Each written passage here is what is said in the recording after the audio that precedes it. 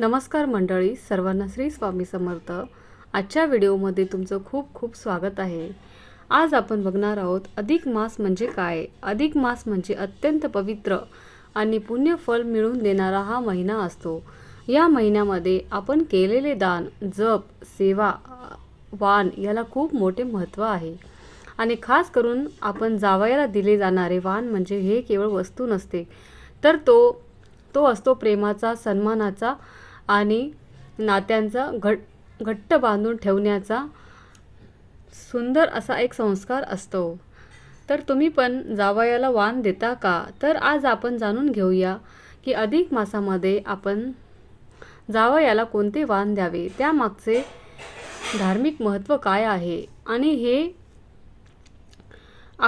हे वाण कसे द्यावे ज्यामुळे आपल्या घरामध्ये सुख समृद्धी वाढते। हे जाणून घेण्यासाठी आपण अधिक मासामध्ये जावयाला वाण का देतात हे आज आपण आजच्या व्हिडिओमध्ये बघणार आहोत। तर व्हिडिओ अगदी शेवटपर्यंत बघा। जर तुम्हाला माझे व्हिडिओ पाहायला आवडत असतील तर व्हिडिओला लाईक करा, शेअर करा आणि सबस्क्राईब करा।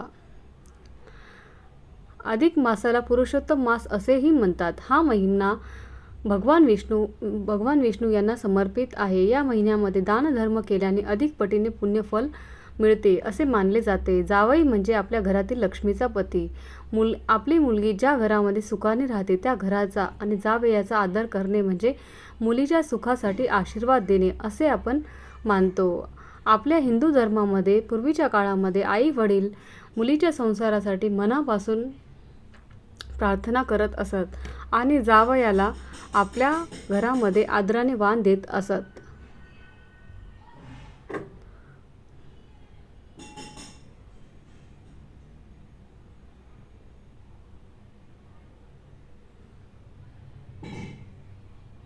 तुम्ही पण असे तुमच्या जावयाला वाण देता का? मला नक्की कमेंट बॉक्समध्ये नक्की कमेंट करून सांगा।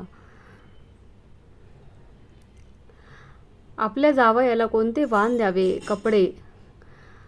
कपडे, शर्ट पीस, कुर्ता, धोतर, उपराणा, टावेल किंवा अंगवस्त्र। कपडे देणे म्हणजे सन्मान आणि शुभ आशीर्वाद देणे होय।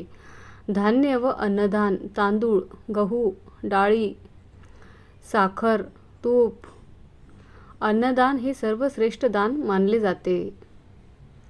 आपल्या घरामध्ये जावयाला अन्नदान केल्याने आपल्या घरामध्ये कधी अन्नाची कमतरता भासू नये म्हणून हे अन्नदान करत असतो। अधिक महिन्यामध्ये जेवढं आपण दान धर्म करू तितके त्याचे फळ आपल्याला अधिक पटीने वाढत जातो।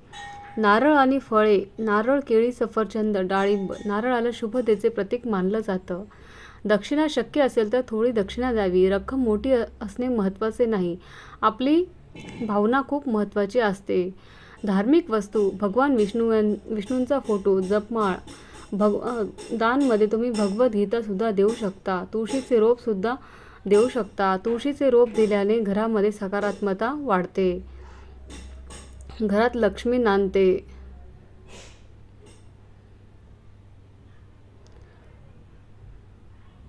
जावयाला वाण देताना काय बोलावे? जावई बापू, तुमचा संसार सुखाचा राहो, घरामध्ये आनंद, भरभराट आणि आरोग्य नांदो, भगवान विष्णूंचा आशीर्वाद कायम तुमच्या परिवारावर राहो असे आपण प्रेमाने बोलायचे असते।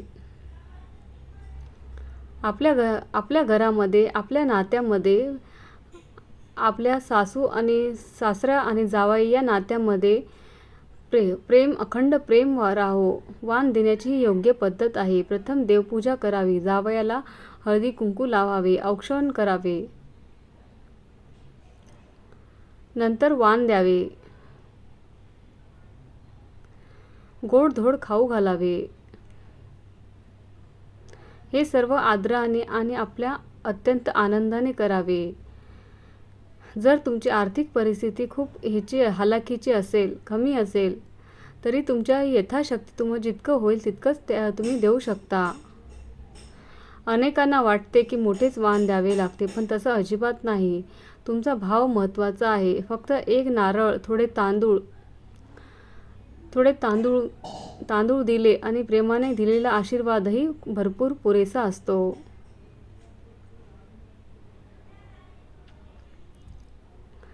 देव फक्त भावना पाहतो, वस्तूची किंमत नाही। अधिक महिन्याचे आध्यात्मिक महत्त्व जाणून घेऊया. अधिक मासामध्ये केलेले दान हे अनेक जन्मजन्मांतरीचे पुण्य देणारे मानले जाते. जावयाला आदर करणे हे आपल्या मुलीच्या आयुष्यासाठी मंगल कामना करणे अशी प्रार्थना होय.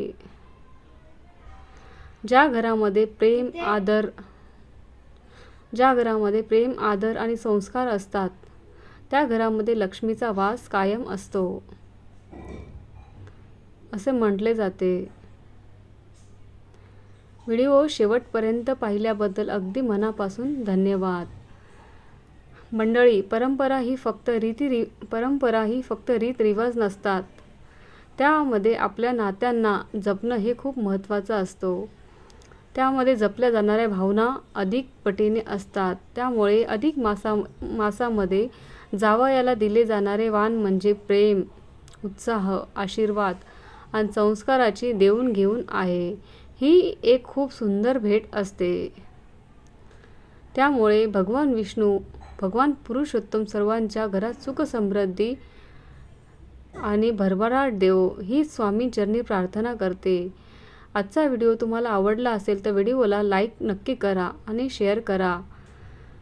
व्हिडिओ संपूर्ण पाहिल्याबद्दल अगदी मनापासून धन्यवाद. अशी धार्मिक माहिती पाहण्यासाठी आमच्या चॅनलला नक्की लाईक करा, शेअर करा, सबस्क्राईब करा. श्री स्वामी समर्थ. जय जय स्वामी समर्थ.